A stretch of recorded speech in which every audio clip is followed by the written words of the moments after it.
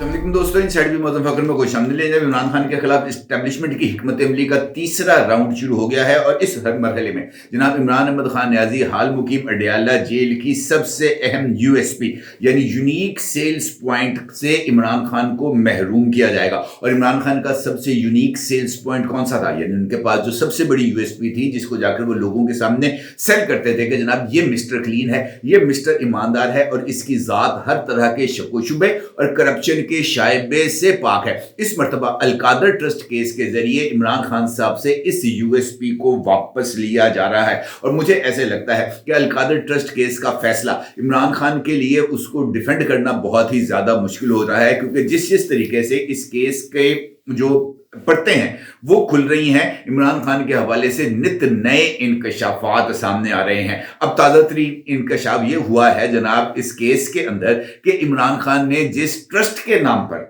यानी अलकादर एक ट्रस्ट था, उस ट्रस्ट के नाम पर जो पैसे लिए वो ट्रस्ट एग्जिस्ट ही नहीं करता और वो ट्रस्ट महज 8 महीने के लिए वजूद में आया और 8 महीने के बाद उस ट्रस्ट का इंतकाल हो गया और वो ट्रस्ट इस वक्त सरकारी रिकॉर्ड में मौजूद ही नहीं है। ना सिर्फ ये बल्कि इस ट्रस्ट के लिए बहुत सारी जो कानूनी बेज़ाब्तगियां हैं वो भी की गई और इस ट्रस्ट को किसी तरह की लीगैलिटी देने के लिए खुद इमरान खान के दौरे इक्तदार में एक एक्ट को पास कराया गया और उस एक्ट को पास कराने के बावजूद भी इस ट्रस्ट को उस एक्ट के तहत इनकॉर्पोरेट नहीं किया गया। जनाब जज साहब नासिर जावेद राना साहब ने जितनी बारीकी के साथ इस मामले को देखा है, मुझे ऐसे लगता है कि यह मामला अब सुपरलेटिव डिग्री के ऊपर ही जाएगा। जिस तरीके से मैंने आपसे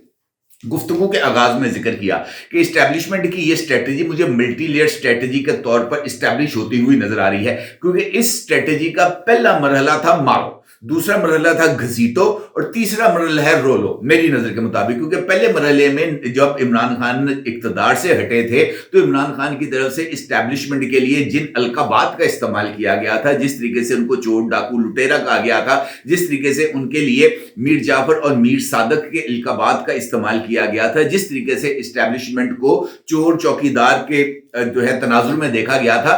वो ऐसी चीजें थी जिनको इस्टेब्लिशमेंट के लिए और खासतौर पर पाकिस्तान की इस्टेब्लिशमेंट के लिए हजम करना कतई तौर पर मुमकिन नहीं था। और फिर टक्कर के लोगों का जो एक बयानिया तश्कील दिया गया था, यानी वो और थे जो आपसे दब गए थे, हम टक्कर के लोग हैं, जितनी ताकत आपके पास है उतनी ताकत हमारे पास है और हम आपको टक्कर देंगे। इन तमाम चीजों को इस्टेब्लिशमेंट ने कतई तौर पर फरामोश नहीं किया था और इसके लिए जो 9 मई का वाकया था उसने इस्टेब्लिशमेंट को इस बात का मौका दे दिया था कि वो अपना गुस्सा निकाले। और फिर पहले मरहले का आगाज हुआ था यानी मारो, और उस मरहले में इस्टेब्लिशमेंट की तरफ से मार मार कर पाकिस्तान तहरीक इंसाफ को ना सिर्फ दुम्बा बना दिया गया था, पाकिस्तान तहरीक इंसाफ की तमाम हार्डकोर एक्टिविस्ट को भरपूर तुन चढ़ी गई थी और इसकी हार्ड लाइन को जो है वो तोड़ फोड़ कर रख दिया गया था। और इसने बुरे तरीके से ये सिचुएशन को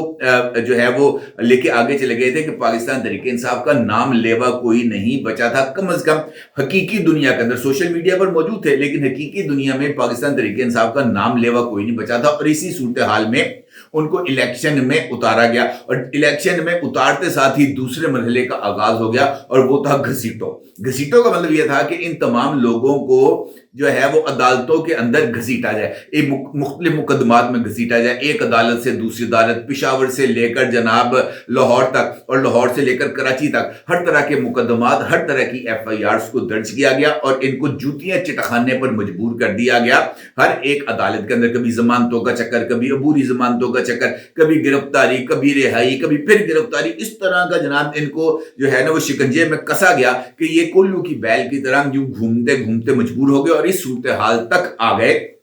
कि इस्टेब्लिशमेंट के कदमों में गिर गए। डायरेक्टली और इनडायरेक्टली उनके साथ राब्ते किए गए, माफी मांगने की कोशिश की गई और हद तो यह है कि तीसरे मरहले यानी रोलो के आगाज से पहले पाकिस्तान तहरीक इंसाफ जो इस्टेब्लिशमेंट को हर तरह की बुराई का जिम्मेदार करार देती थी, कभी जनरल डायर का लफ्ज उनके लिए इस्तेमाल किया जाता था, कभी यहिया खान का, कभी जनाब मशरकी पाकिस्तान का हवाला दिया जाता था, ये जो है खुद इस बात को तस्लीम करने पर मजबूर हो गए कि नहीं जनाब आर्मी चीफ ही साडा माई बाप है। और हद तो यह है कि इस मुकदमे का जब फैसला आता है 190 मिलियन पाउंड्स केस का, तो वहां पर जनाब खुसूसी तौर पर कुछ जर्नलिस्ट लाहौर से भी गए थे, जिसमें से रिजवान रजी साहब थे, सैयद इमरान शफकत साहब थे, गौर भट्ट साहब से। और गौर भट्ट साहब ने तो इमरान खान का शिकंजा ऐसे पकड़ा कि गौर भट्ट के शिकंजे से इमरान खान का निकलना मुश्किल हो गया। इमरान खान से बार बार उन्होंने दो सवाल पूछे कि जनाब चोरी दे पैसे दी मसीत बनाई जा सकती है, और दूसरा उनकी तरफ से यह सवाल पूछा गया बार बार कि जनाब आप जिस डिक्टेटर का जिक्र कर रहे हैं, बार बार आप इस बात का जिक्र कर रहे हैं कि जनाब मशरकी पाकिस्तान, मगरबी पाकिस्तान, याहिया खान,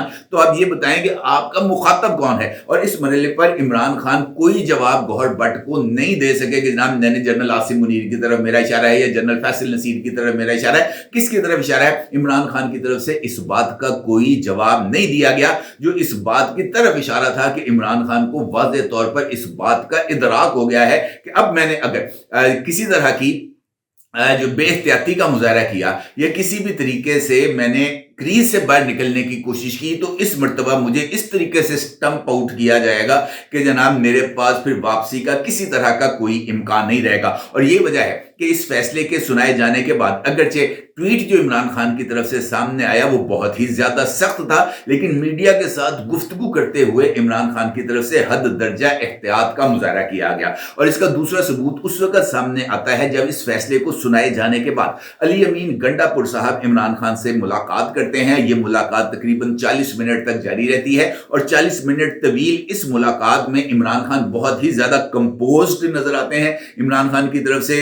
जो है वो उनका जो चेहरा है या उनकी बॉडी लैंग्वेज थी वो किसी हद तक रिलैक्स्ड नजर आ रही थी। अलबत्ता उन्होंने अली अमीन गंडापुर की सिर्फ सुनी और उनको किसी तरह का कोई जवाब नहीं दिया, महज चंद पार्टी अमूर पर दी जाने वाली इंस्ट्रक्शंस और एस्टैब्लिशमेंट के साथ, चीफ ऑफ आर्मी स्टाफ के साथ होने वाली मुलाकात के हवाले से भी इमरान खान की तरफ से यस नो शाबाश किसी तरह की कोई बात नहीं की गई। अलबत्ता इस मुलाकात में इमरान खान की तरफ से इस बात का इजहार जरूर किया गया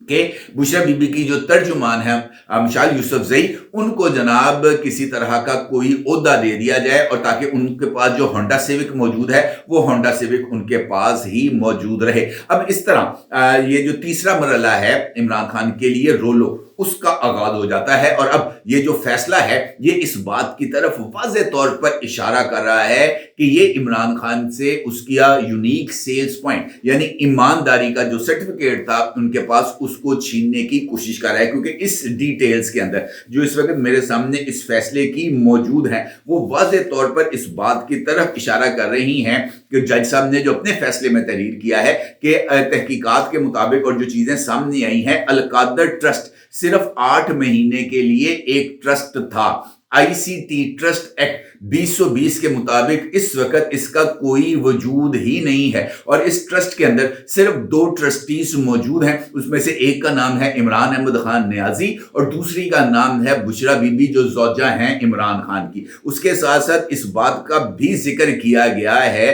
कि अल-कादर ट्रस्ट के अंदर 2 लोगों को मजीद ट्रस्टी बनाने का फैसला किया गया था, उनको नामजद किया गया था। एक था फरत शिजादी उर्फ फर्रा गोगी और दूसरे थे जनाब डॉक्टर आरिफ नसीम। इन दोनों को नामजद जरूर किया गया था, लेकिन ये दोनों कभी भी इस ट्रस्ट के ट्रस्टी के तौर पर इनकी अप्रूवल नहीं हुई। ना सिर्फ ये बल्कि ये जो ट्रस्ट जिसको जनाब बाबर अवान साहब ने रजिस्टर कराने की कोशिश की थी, इसको ट्रस्ट एक्ट 1882 के तहत रजिस्टर किया गया था अल-कादर यूनिवर्सिटी प्रोजेक्ट के लिए, और ट्रस्ट डीड में वाज़ेह तौर पर लिखा गया था कि इसके ट्रस्टीज की तादाद कम से कम 4 और ज्यादा से ज्यादा 500 होनी चाहिए। दिसंबर 2019 में बाबर अवान ने सब रजिस्ट्रार ऑफिस इस्लामाबाद में अल-कादर ट्रस्ट को रजिस्टर भी किया। बाद में एक नया एक्ट तैयार किया गया और आईसीटी यानी Islamabad capital territory trust act 2020 के नाम से, और इस नए ऑर्डर के तहत यानी इस नए कानून के तहत अल-कादर ट्रस्ट की रजिस्ट्रेशन का अमल जो कि पिछले ट्रस्ट एक्ट 1882 के बाद जारी किया गया था, इसके तहत भी इसकी रजिस्ट्रेशन होनी थी, लेकिन इसकी कोई रजिस्ट्रेशन नहीं हुई। मुतलका महकमे के मुताबिक महकमा सनत और लेबर के सरकारी रिकॉर्ड में अलकादर ट्रस्ट ने 2 साल की ताखीर के बाद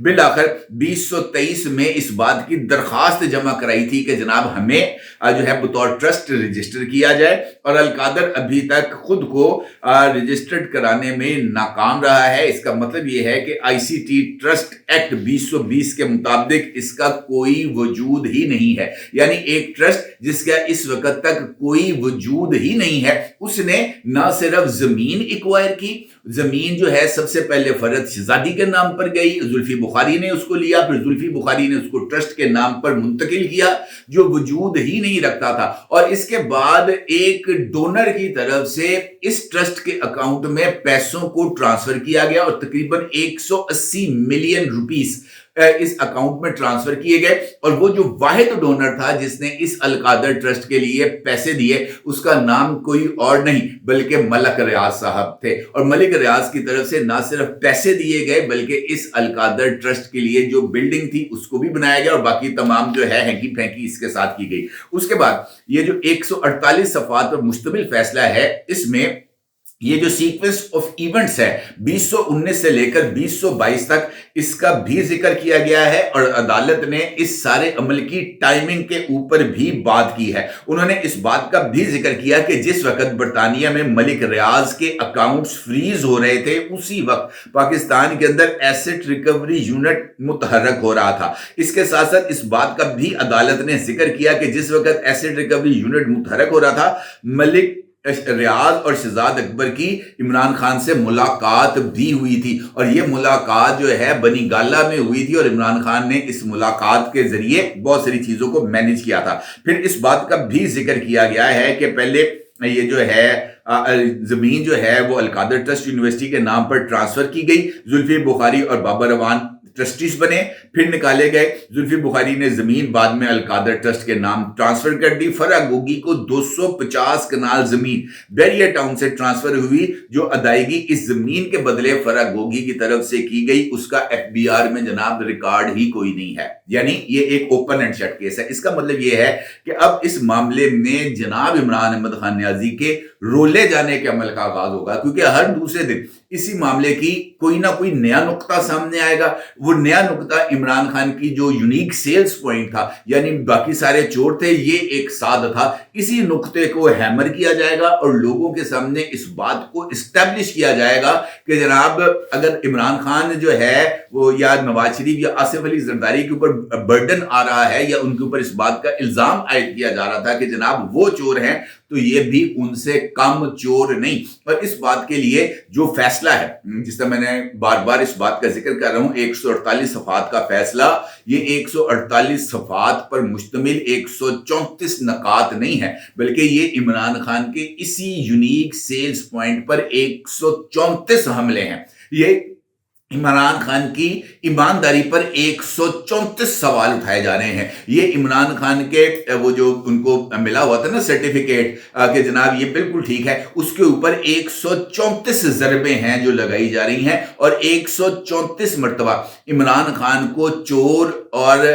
जो है ना वो मुजरिम साबित किया जा रहा है इन 150 सफ़ात के 134 पॉइंट्स के अंदर। लिहाजा ये कहना कि जनाब इस केस के अंदर इमरान खान जो है वो हाई कोर्ट में उनको किसी तरह की कोई रूह रियायत मिलेगी, मुझे नहीं लगता कि इस बात का कोई इम्कान मौजूद है। अलबत्ता इमरान खान की फ्यूचर स्ट्रेटजी इस बात की तरफ इशारा करेगी कि ये जो window of opportunity Imran Khan ने खोलने की कोशिश की थी, ये विंडो ऑफ अपॉर्चुनिटी जो है वो दोबारा खुलेगी, या इमरान खान जिस तरीके से जज्बाती अंदाज में गुस्से में आकर, जिस तरीके से उन्होंने मीडिया के साथ गुफ्तगू की थी, जिस तरीके से गुस्से में उनकी तरफ से ट्वीट सामने आया है, और इस ट्वीट में एक मरतबा फिर जनरल याहिया का जिक्र किया गया है, मशरकी पाकिस्तान का जिक्र किया गया है, और आमर मुतलिक का जिक्र किया गया है। क्या इस मामले को लेकर इमरान खान बिल्कुल आगे बढ़ेंगे, या अली अमीन गंडापुरी के समझाने के बाद इमरान खान एक तवील खामोशी इख्तियार करेंगे? ये फैसला भी अब इमरान खान की तरफ से ही सामने आएगा, और सोमवार को जब नया केस लगेगा, इमरान खान के साथ मुलाकात होगी, और उस मौके पर इमरान खान मीडिया इंटरेक्शन में कौन सा नया नुक्ता उठाते हैं, یہ سب سے امپورٹنٹ سوال ہوگا، اور یہی اس سارے معاملے کا جو ہے وہ فوکس کو چینج کرے گا کہ یہ عمران خان کے رولے جانے کا عمل اب آگے بڑھے گا یا اس کے سپیڈ میں کمی آئے گی۔ اپنی رائے کو ضرور اظہار کیجیے گا۔ آپ کا بہت شکریہ۔ اللہ حافظ۔